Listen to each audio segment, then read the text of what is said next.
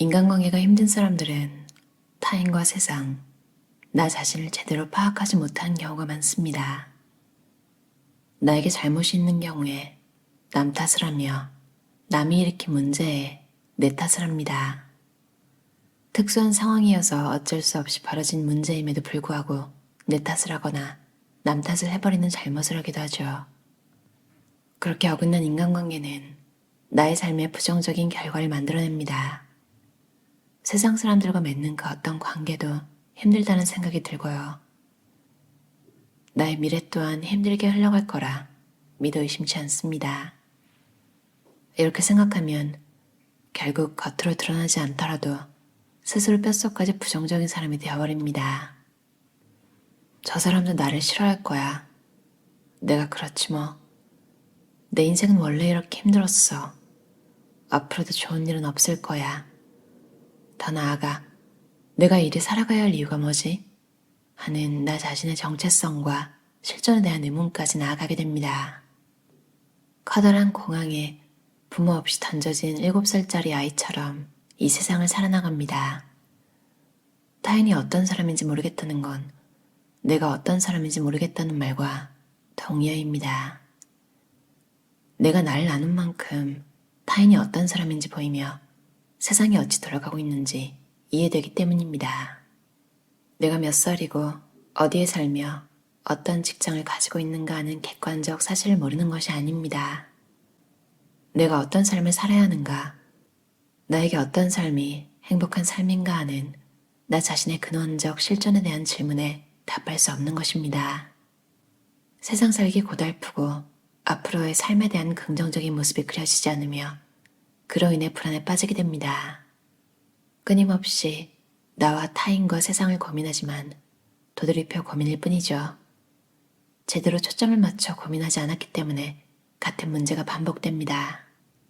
기계에 비유하자면 A파트를 고쳐야 하는데 B파트를 손보고 C파트를 고쳐야 하는데 A파트를 손보는 격입니다. 그냥저냥 기계가 돌아가긴 하지만 자주 멈추고 생산된 제품의 불량률이 높지만 그냥저냥 제품이 생산됩니다. 근본적인 문제를 찾아서 해결할 생각은 못하고 그냥 유지하는 상황입니다.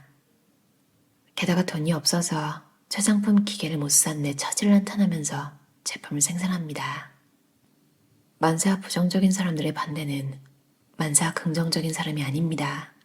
바로 어떤 상황이든 객관적일 수 있는 사람입니다. 만사가 긍정적인 사람들의 반대말 또한 만사가 부정적인 사람이 아니라 객관적인 사람입니다. 만사가 긍정적인 사람들은 얼핏 듣기로는 좋아 보이나 때로는 상황을 회피하고 내가 보고 싶은 것만 보는 사람일 수 있습니다. 노력하면 좋은 결과를 얻을 거라며 희망을 가지고 객관을 무시하는 무조건적인 긍정성을 가지게 된 경우죠. 20대 중반 B씨는 얼마 전 병원에 취직했습니다. 개인 의원에 취직했는데 원장님이 자기애성 인격장애가 있는 사람이었습니다. 사소한 실수에도 마구 소리를 지르기 일쑤였죠. 피치 못할 사정이 있어 원하는 대로 진료 세팅이 들어가지 않으면 직원들을 째려봅니다. 그 눈초리에는 경멸과 혐오의 시선이 가득 담겨 있습니다. 말도 안 되는 환자들의 과한 요구도 직원들이 어지간하면 다 맞춰야 한다고 요구합니다. 그래서 병원에는 진상 환자들이 넘쳐납니다. 손이 빠르고 꼼꼼한 B씨는 일도 금방 배우고 센스도 있어서 환자들과도 잘 소통하는 능력 있는 직원이었습니다.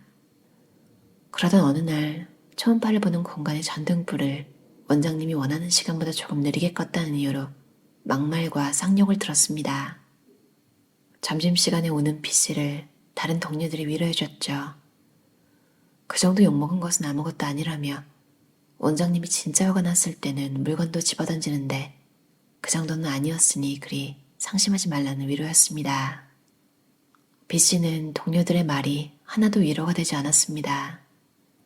작은 실수에도 막말과 쌍욕을 듣는 직장에서 돈 때문에 어쩔 수 없이 일해야 하는 자신에 대한 자괴감이 들었습니다. 일을 시작했을 때 핀잔을 듣거나 욕을 들으면 자신이 초보라서 서툴러서 그런다고 생각했습니다.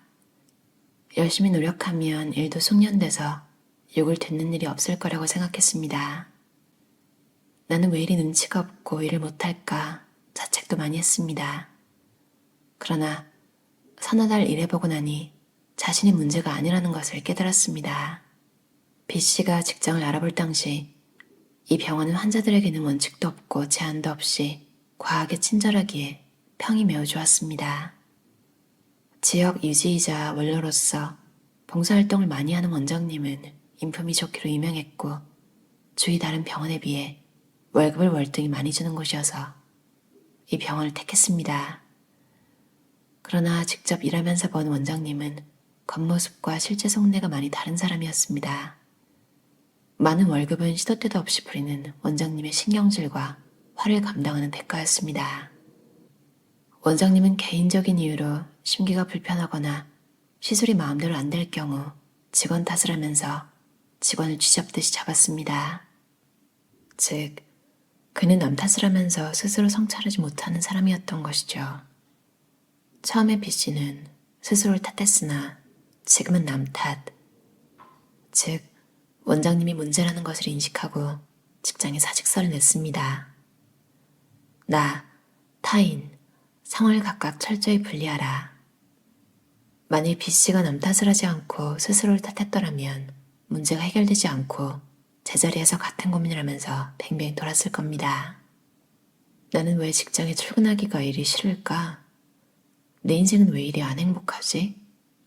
나는 왜 이리 일 못하나? 왜 나는 이런 욕을 들으면서 먹고 살기 위해 직장을 다녀야 하나? 등등의 고민들 말입니다. 반대로 B씨가 일했던 병원의 원장님은 남 탓을 하기 전에 스스로를 돌아봐야 합니다. 내가 부인과 싸워서 심기가 불편한 상태로 출근했는데 직원의 사소한 실수에 과하게 반응했구나. 왜 나는 내 뜻대로 안 되는 상황에 분노가 치미는 것일까? 이런 고민을 해야 합니다. B씨가 사직서를 낸 병원은 지금도 그 지역에서 여전히 유명세를 떨치며 승승장구하고 있습니다. 여전히 남 탓하는 원장님과 내 탓이요, 내 탓이요, 모두 내 탓이로소이다를 외치는 직원들이 맞물려서 말입니다. 정당한 남 탓을 하지 못하는 직원들은 원장님과 환자들에게 이건 당신의 잘못이라고 외치지 못합니다. B씨가 사직을 결정하는 데 도움을 준 것은 원장님이 아닌 직장 동료들이었습니다. 원장님의 과한 막말과 욕설을 후한 월급으로 보상받으면서 옳고 그름을 판단하지 못하는 동료들의 모습이 훗날 나의 미래가 될 거라는 생각이 들자 정신이 번쩍 들었습니다. 나와 타인과 상황에 대한 합리적이고 객관적 판단이 아닌 원장님의 심기가 곧 법이라는 직장 분위기를 B씨는 견디기 어려웠습니다. 많은 월급에 희희낙낙하는 직원들과 달리 B씨는 나라는 주체가 없어지고 원장님의 입맛에 맞는 직원의 모습으로만 스스로가 존재하는 삶을 살기 싫었습니다. 그러면 점점 자신이 어떤 사람인지 생각하지 못하고 알지 못하는 삶을 살아나가게 되겠죠. 내가 노력하면 정당한 보상을 받고 내가 잘못하면 그만큼 손해를 보는 세상이야말로 합리적이고 공정한 세상입니다. 그런 세상에서는 예측 안에서 나의 삶을 예쁘게 꾸릴 수 있습니다. 우리는 내 탓을 할 때와 남 탓을 할 때, 상황 탓을 할 때를 명확히 구분해야 합니다. 근본적인 해결을 해야만 노력한 만큼 보상이 주어지는 합리적이고 공정한 세상에서 살 수 있습니다. 전미경 저자의 아무리 잘해줘도 당신 곁에 남지 않는다. 제목이 확 끌리더라고요. 뭔가 약간 이모코어 밴드 노래 제목 같기도 하고 이걸 보면서 저도 좀 이런 문제가 있었어서 마음이 되게 편해졌어요. 그러니까 책에도 나와 있지만 그러니까 웬만한 책에서는 다 내 마음의 문제고 세상에 나쁜 사람은 없고 좋은 면을 보려고 노력하면 다 예쁜 면이 보인다. 근데 아니잖아요. 그 책 쓴 사람도 심지어 진짜 지독하게 안 맞고 그분이 노력해도 끝까지 막 그분을 괴롭히는 그런 사람이 있을 수 있잖아요. 뭐 아닐 수도 있겠지만 상대방은 어떻게 보면 그러니까 내가 하는 만큼 상대방이 바뀔 수 있다. 이걸 막 100% 확신하고 누군가 좀 너무 부당하게 대하고 이상하게 행동할 때 또 그게 나 때문이라고 생각하는 것도 어떻게 보면 그러니까 인생을 힘들게 하는 것도 맞지만 내가 그만큼의 영향력이 있다고 생각하는 그럴 수도 있겠지만 참 뭔가 내려놓기 힘들게 하는 생각인 것 같아요. 내가 하는 만큼 상대방도 변할 거다. 상대방이 완전 인격장애처럼 나한테 행동하고 있는데 그 원인을 나한테서 잡고 이러는 게 사실 건강한 건 아니잖아요. 어떻게 보면 가스라이팅이라고 하는 그러니까 그 인격장애자들 근처에 이상하게 좀 유독 순하고 자기애감 잘 느끼고 그런 분들이 있죠. 그런 상황을 초래하기도 하는 것 같아요. 잘못하면. 이 예시에 나왔던 원장님처럼 그냥 이렇게 살아가는 사람들이 있기도 한 것 같아요. 마지막에 제가 읽은 문장이 근본적인 해결해야만 노력한 만큼 보상이 주어지는 합리적이고 공정한 세상에서 살 수 있습니다. 저는 이걸 어떻게 받아들였냐면 그러니까 사람들이 같은 세상에 살고 있긴 하지만 그 내면 그리고 그 사람이 생각하는 거 이런 거를 막 보면 세계 속의 세계라고 해야 되나요? 그러니까 그들만의 세상이 있잖아요. 저도 저만의 세상이 있을 거예요. 그러니까 공정한 세상이라는 게 나 하나의 행동으로 이 전 세계를 합리적으로 바꾸자 이게 아니라 적어도 내 인생 내가 살아가는데 내 근처에 있는 내가 속해 있는 이 그룹들, 환경 이런 게 내 행동에 따라서 좀 더 내가 편하게 살 수 있는 더 합리적이고 공정하게 나를 대우해주는 그런 곳으로 갈 수 있다는 얘기로 들렸거든요. 심지어 저 예시에는 저 인간 쓰레기 같은 원장님은 그래도 월급이라도 많이 줬잖아요. 근데 또 현실에는 더 슬프게도 진짜 쓰레기 같은 대우를 하면서도 월급도 같이 쓰레기같이 주는 곳이 널렸는데 취직이 쉽다고 생각하는 사람도 있지만 많은 경우에 직장을 새로 찾고 이런 건 시간도 걸리고 모르는 거잖아요. 이것도 내가 어떻게 컨트롤할 수 없는 거고 그렇기 때문에 저런 환경이 있을 때 진짜 고민을 많이 하게 되는 것 같아요. 일단 월급은 나오는데 뭐 월세나 이런 것도 내야 되고 별의별 생각이 다 들 것 같아요.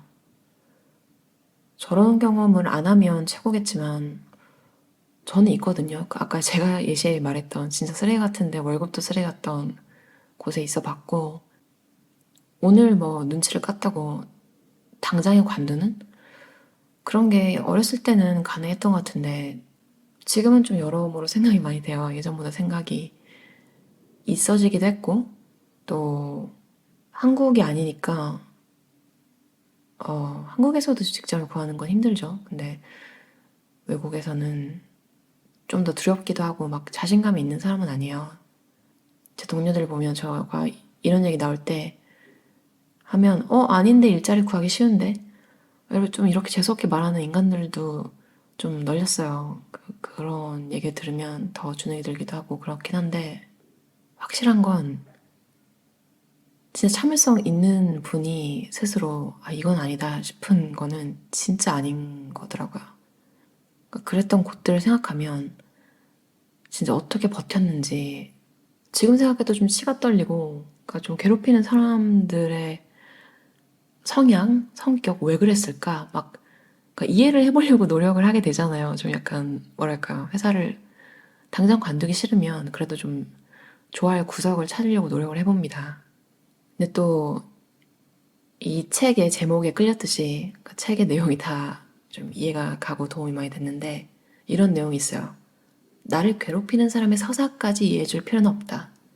그 사람이 왜 그런지, 그 사람이 왜 인격자인지, 그 사람이 왜 나한테 또라이 짓을 하는지, 그러니까 뭐 서사를 알아가지고 이해를 해보자 이런 게 필요가 없다는 거죠. 우리는 스스로가 행복하기 위해 존재하는 사람이지 타인의 감정 쓰레기통이 되기 위해 존재하는 것이 아닙니다. 그리고 당연하게도 모두와 잘 지내야 한다는 강박은 필요가 없다. 이런 내용이 되게 좋았어요.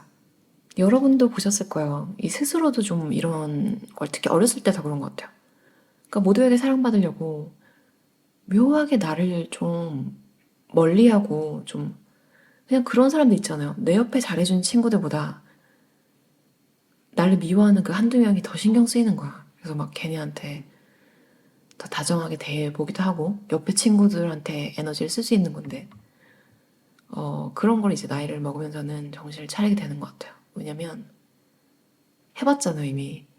이미 누군가를 안 좋아하기로 마음먹은 그 한 성인의 마음을 내가 뭐 노력한다고 크게 바꿀 수 있지는 않잖아요. 뭐 그냥 내 인간성이 그렇게 나쁘지 않다는 걸 알림으로써 뭐 중립? 그러니까 중간 정도? 그런 리트럴한 사이로는 만들 수 있겠지만 그 심지어 여러분을 별로 안 좋아하는 이유가 진짜 별것도 아닐 수도 있어요.